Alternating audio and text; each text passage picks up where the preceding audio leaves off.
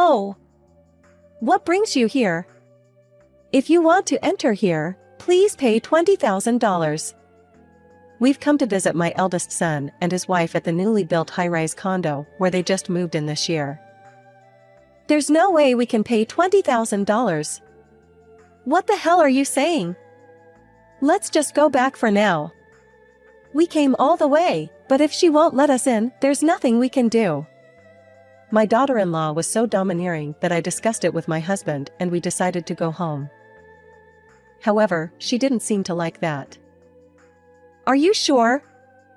If that's the case, then we can cut ties. She seemed to be upset. Hearing words like this, even I, who was usually patient, had reached my limit. If you really want to cut ties that badly, go ahead. We are leaving. Saying that, we left the high-rise condo. An hour later, my daughter-in-law, who was upset, arrived. My name is Emma Roberts, and I'm a full-time housewife who will be turning 60 this year. My husband, John, and I live in a single-family home. We have 2 children, our eldest son Ethan, and our daughter Olivia. Ethan dreamed of becoming a doctor since he was a child. He was kind to everyone and had a serious personality, so in a way, being a doctor was a natural fit for him. Currently, he works as a surgeon in a university hospital not far from our hometown. Whenever we have time, the whole family gathers at our house, and it has become a regular tradition to enjoy meals together.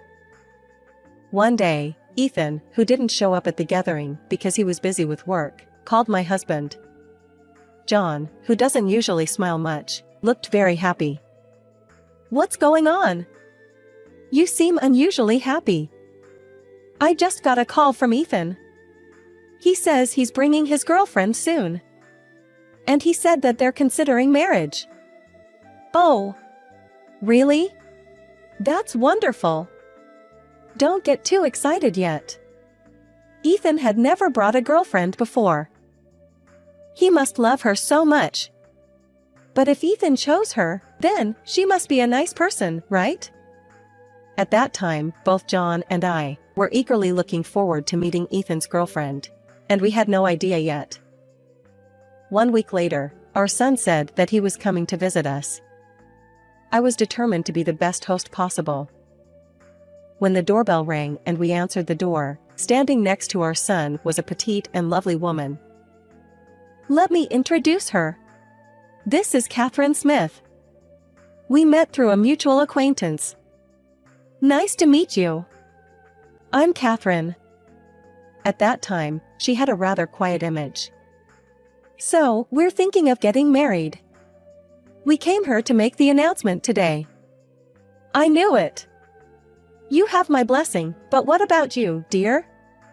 Yes, well, I guess I agree with you, Emma. I glanced at my husband, and while he seemed to agree verbally, his expression appeared somewhat stern. I heard that it had been about a year since Ethan and Catherine started dating. I hadn't expected them to decide to get married so quickly, but as parents, there was no reason not to be happy. I began preparing the meal, but Catherine uttered words that couldn't be imagined, from her appearance and demeanor. Well, I'll start preparing the meal. Then, I'll help. Catherine, you're our guest, so you don't have to help. You can just relax. No, I'll be your family soon, so please let me help. And she took the dishes to the table one after another, but the expression on her face as she helped me gradually became stern. Then she looked over all the dishes. I'm really sorry for all the trouble you went through, but there's very little I can eat here. Sorry? I almost dropped the plate I was holding. I was taken aback by Catherine's unexpected words, and didn't know what to do for a moment. Just then, Ethan stepped in promptly. Sorry, Mom. Catherine has various food allergies that limit what she can eat. Oh, is that so? I should have asked in advance. I'm sorry. Sorry, Mom. I'll order something for Catherine. Thanks to Ethan's quick thinking, the situation was resolved, but it left an awkward atmosphere. After we had some alcohol, laughter started filling the air, but Catherine suddenly asked me a question. "What do you do for work, Emma?" "Huh? I'm a homemaker, so I don't have a job." "I see." Then Catherine thought for a little while. "That makes sense. That's why your home is like this, I suppose." "Like what?" "Well, I mean, it seems like you're not very well off." "Wait a minute." I was about to retort, but my eyes met with John's, and I refrained from saying anything anymore. My husband seemed to want to say something too, but he was holding back, perhaps because he didn't want to upset Ethan. Oblivious to all this, Catherine started drinking more and more, and she became quite talkative. "And I want to have a grand wedding ceremony, inviting lots of guests. So, I'd like both of you to help us with various things." "That's okay, but is there a reason that holds you back?" "No, not really, but what about you, dear?" "I think Ethan and Catherine should do as they wish." "Really?" "Thank you," Catherine replied with a beaming smile. With that, we called it a night.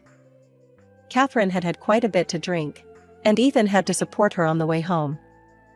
"I'm sorry for today. I didn't expect things to turn out like this." "Don't worry about it. You should do as you please." "Thank you. I'll come back another time. Bye." After seeing them off, I suddenly felt exhausted. I wonder if Ethan is okay? I have some concern, but she is the one Ethan chose. We'll just have to wait and see, don't you think? You're right. For now, all we can do is believe. Our son and his girlfriend decided to have a wedding ceremony 6 months later. They chose a luxurious venue well known in the area. They invited over 100 guests, and the food was as extravagant as the one from a high-end restaurant.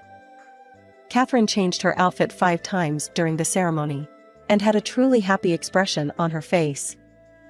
On the other hand, I could see that Ethan was happy, but he also had complicated emotions toward Catherine, as he had a bitter smile throughout the ceremony. The ceremony went smoothly, and as everyone started preparing to leave, Catherine stopped me. "Please take this, Emma." "What is this?" "Please look at it later." "Thank you." "Wait a moment." Catherine handed me an envelope and hurried away. I didn't know what she had given me, but I told my husband about it. "What are you holding?" "Catherine gave it to me earlier, but she didn't tell me what it was." "Let me see it," he said and opened the envelope. "What is this?" my husband exclaimed as he looked at the paper inside. When I looked at the paper, I saw the word invoice. "What is this? And it's for $50,000? Why would something like this?" "I don't know, but is she telling us to pay?" "That's probably the case." Then, a piece of paper fell from the envelope my husband was holding.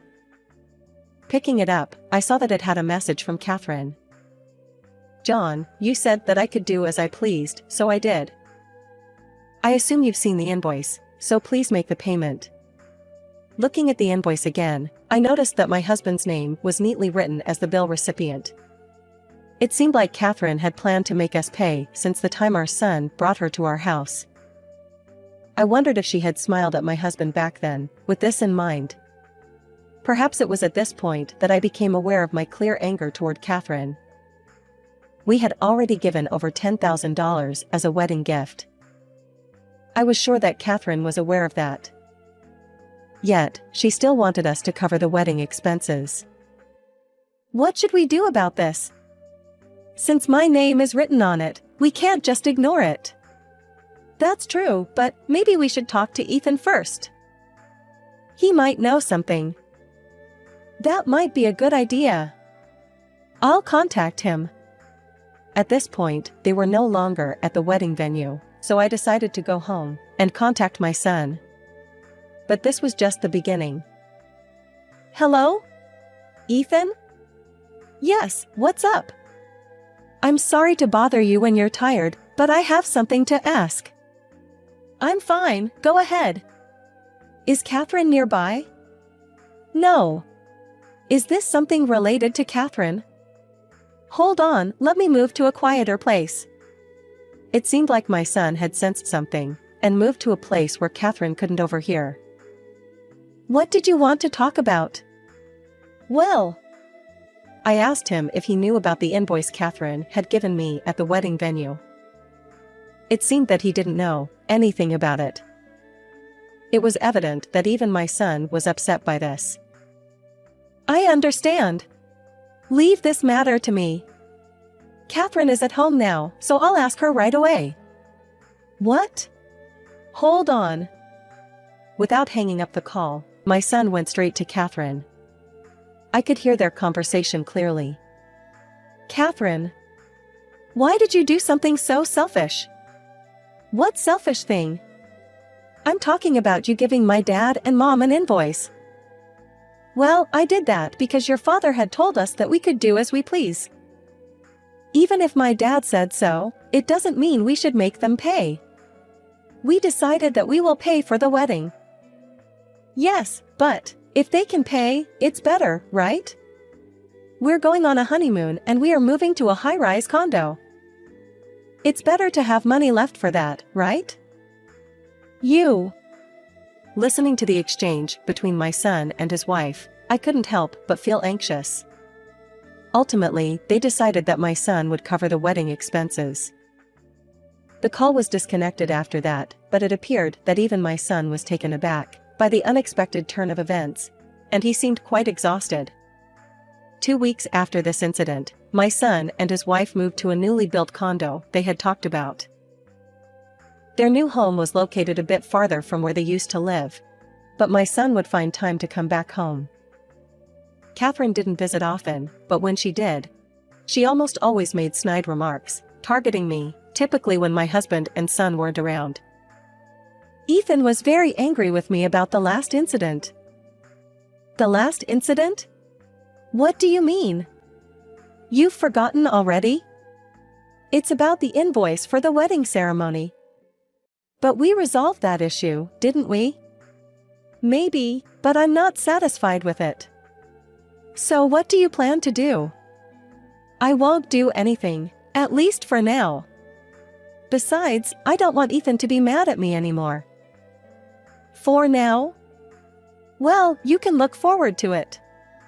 By this point, I didn't really care anymore. The only saving grace was that she did not do anything directly to us. On that day, Ethan had a proposal.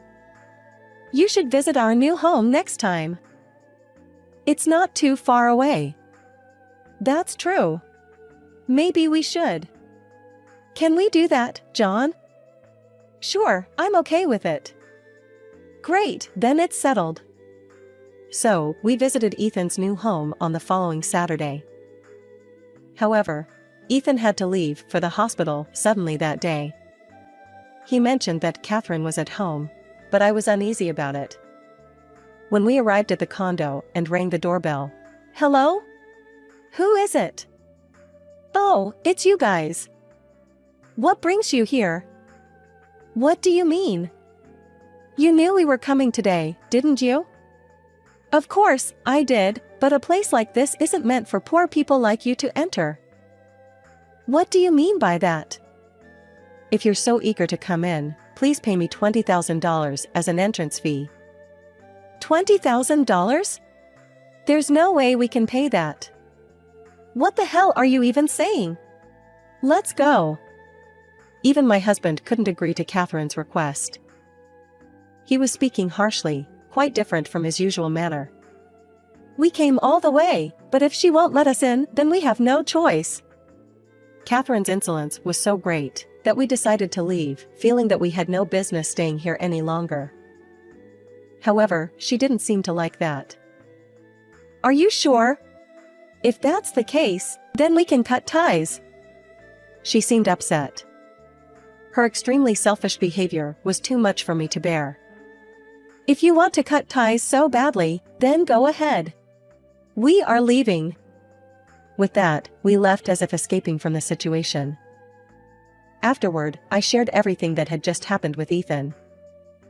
He quietly listened to my story. He said he understood after I finished talking, and hung up the phone.